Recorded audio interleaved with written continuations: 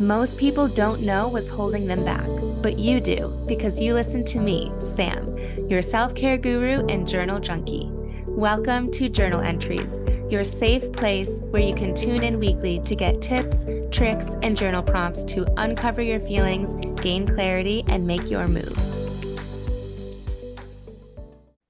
Hello, hello. Welcome to this week's journal entry. If this week's entry could have a tagline, it would be this: you're not burnt out, you're just exhausted. So this week, I'm going to be talking to the woman who feels burnt out, who gets to the end of her workday, or you know what, maybe she even starts her workday and she is just spent. Or the woman who takes a long nap, or even sometimes I have been known to sleep for 12 hours or sometimes longer, but you still wake up exhausted.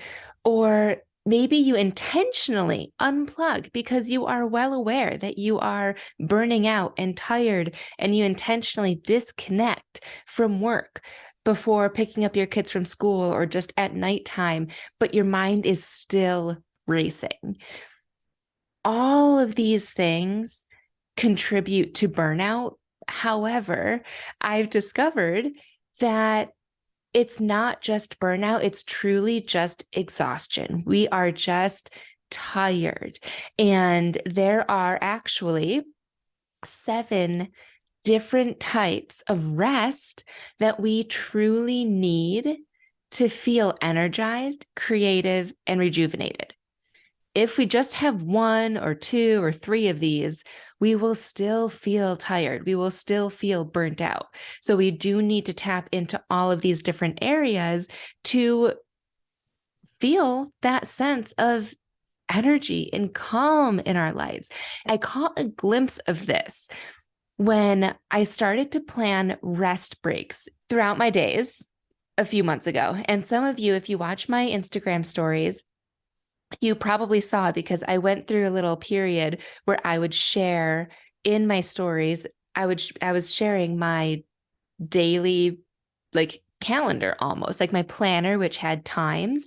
And I had always heard the tip to work for 50 minutes and then take a 5 to 10 minute break where you just breathe, or maybe if you're at an office, you go to the water cooler. Anyways, you just use that time to take a quick break, and then you get back to work for another 50 minutes, and then you take a 5 to 10 minute break, and you just do this on repeat throughout your 8 or 9 hour day or longer. And I tried that, and it never worked for me. I felt like after 50 minutes, I wanted to keep going with work. And then I also felt like a 5 to 10 minute break wasn't long enough for me. I would end that break just craving more. I didn't want to get back into work.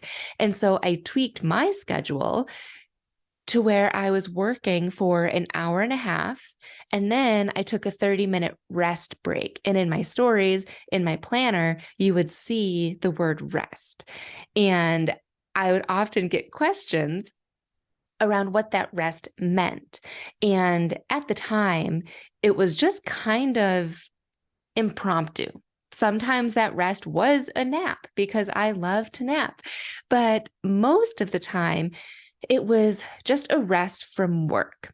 So sometimes I would do dishes, or I would take a shower, I'd read a book. Oftentimes I would go to Target or just do errands.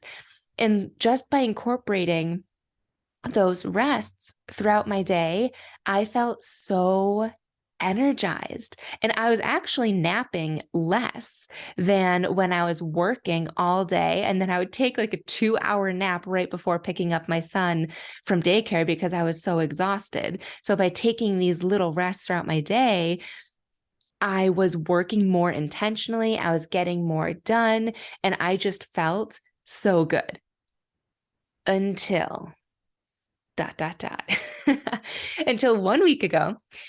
I was taking a rest, and what I decided to do during that break was watch a reality TV show that I usually watch at night. But for some reason, I thought, let's have some fun and watch it in the middle of the afternoon. So I was watching the show, and afterwards, I did not feel rested. I remember I was like, all right, time to plug back into work. But my brain hurt. Like it almost felt like I had a headache. I felt like I needed to nap. I just felt kind of out of it. And it was at that point that I remembered when my older sister was home for Christmas break, she had told me that she read an article about how we actually need 7 different types of rest to feel rested. And so that's when I was like, let me dig into it. What is this 7 different types of rest? So I did some research, read a couple different articles, and I'm going to offer you these 7 different types of rest. And as I'm sharing them with you, I would love for you to reflect on them personally and think, which ones are you good at? Which ones have you been neglecting? Which ones are you completely unaware of? Because just a couple tweaks, I believe, can make a huge difference in how you feel and how you move about your day. So the first form of rest is physical rest, and there's passive and active rest. So passive rest is actually sleeping or napping, and active rest is like stretching, yoga, some sort of movement like that. So physical rest. Rest number 2 is mental. So this is definitely the type of rest that you need if you are forgetful. So if you're the type of person that goes into a room and you're like, wait, why am I in this room? Or if you lie down at night and your brain like suddenly turns on or won't shut off, you likely need a mental break. And how you achieve this is by taking breaks throughout your day. Another tip I would add to this is doing a brain dump at night. So right before you go to bed, take out your journal and just brain dump everything, big and small, ideas, comments, whatever's on your brain. Jot it down so it's out of your brain, and you'll more likely be able to fall asleep a little bit easier. Rest number 3 is sensory. So this is a rest from bright lights, computer screens, but also things like background noises, multiple conversations. And the way that you can achieve this is simply by like closing your eyes for a minute in the middle of the day, or intentionally unplugging from electronics at the end of every day or throughout your day as well. So intentional moments of sensory deprivation. If you've never tried floating, that is a pretty cool experience. That's all about sensory deprivation. You are in a bathtub of salt water, and there's enough salt water so that you're floating, but the room is completely dark. You can choose to not have music on so that there's no sound, or you can choose to have the music on. Basically, like all of your senses are deprived. So you're just floating. And when I've done it, I think I've done it 2 or 3 times. I just try and listen to my breath, but it's a really cool experience and definitely a nice break from all of your senses. The 4th type of rest is creative. Now, the last, let's see, rest 4, 5, 6, and 7 switch a little bit in my brain. The way that I think of it is the first 3 that we've gone over, physical, mental, and sensory, are rests, meaning things that we need to like take a break from. So napping, or taking a break from like your work day for mental, taking a break from sensory things. Creative rest is something that you need to start doing. You need a creative break. And this is where rest starts to become something that we do instead of physically resting from an activity. So we'll start engaging in things that spark creativity. This could be something that you just turn your workspace into more of a place of inspiration by putting pictures up that inspire you, or works of art, or it could be just going outside wherever you are and just taking in the beauty or breathing in the fresh air. So allowing yourself to experience things that bring out creativity in you. 5 is emotional rest. So this means having the time and space to freely express your feelings and cut back on people pleasing. Emotional rest requires you to, either have the person, this is where I was going to go first, have a person that if they were to say, "How are you today?" you can truthfully say, "I'm not okay," and share some hard feelings instead of the blanket, "I'm great, how are you?" Tap into that emotional, have a person where you can be emotional with them and share that. If you don't have that person, this is where I think journaling is huge. Tap into your emotions through journaling. And the reason why this is great is that no one's going to read it. No one's judging you. You can write and be as petty as you want, as emotional, as dramatic as you want. Express yourself on paper. Get that emotional rest. We need to tap into that. The 6th type of rest is social. So typically, if you're in need of emotional rest, you likely have a social deficit as well. Social rest is when we surround ourselves with people that just feel supportive, that feel like light, that when we interact with them, it just feels good. Pulling yourself away from people that might be draining. And it doesn't mean that you need to pour your heart out to them, like with the emotional rest, but just being around people that feel light and you get to experience that happiness with them. The last type of rest is spiritual. So to receive spiritual rest or experience it, it's engaging in anything that connects you, I believe, to a higher purpose. Maybe it's through prayer or meditation or community involvement in your daily routine, ideally. So to recap, physical rest, mental rest, sensory rest, creative, emotional, social, and spiritual. After reading these articles and learning about the different types of rest and then reflecting back on the activities that I was just like willy-nilly doing during my rest breaks, I realized that my most energized days were when my rest breaks were filled with things that incorporated those types of rest.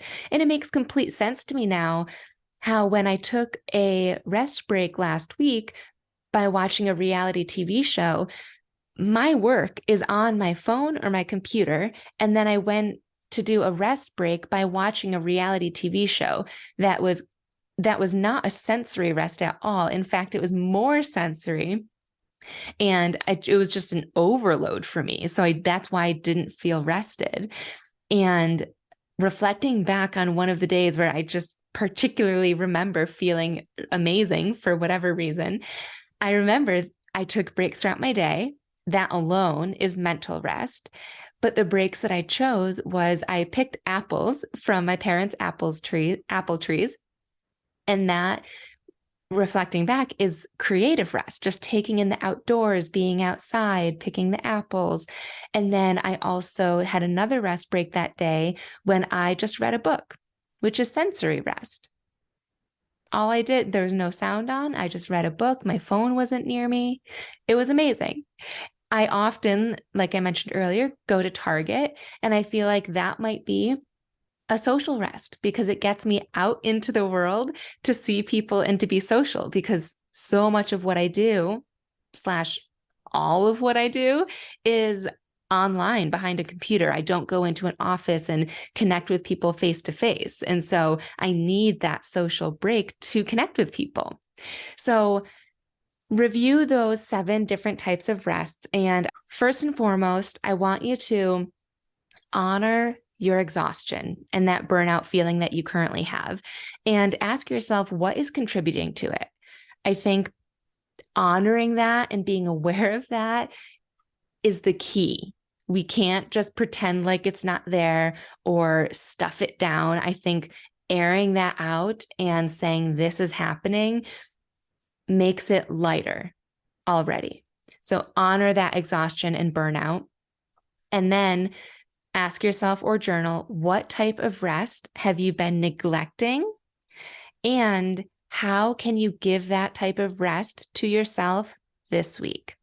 I would recommend starting small. Choose one thing that you can give to yourself, one rest that you can give to yourself this week that you've been neglecting, and give that to yourself every day. And the key to everything, I believe, is allowing yourself to experience it. So once you experience how it feels after you have that rest, you're going to want to keep doing it.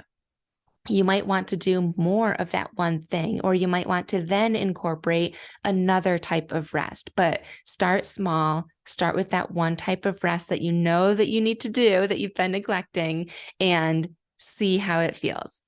You deserve to feel energized. You deserve to feel rejuvenated and full of calm and hope. And when we're feeling so exhausted and burnt out, it's so difficult to tap into that. Seeing and learning about all of these different types of rests and then personally experiencing it, it's so much easier to tap into that than we make it seem.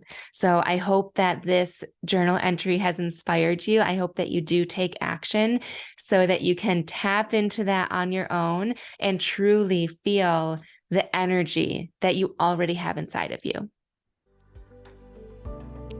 Thanks so much for tuning in to this week's journal entry.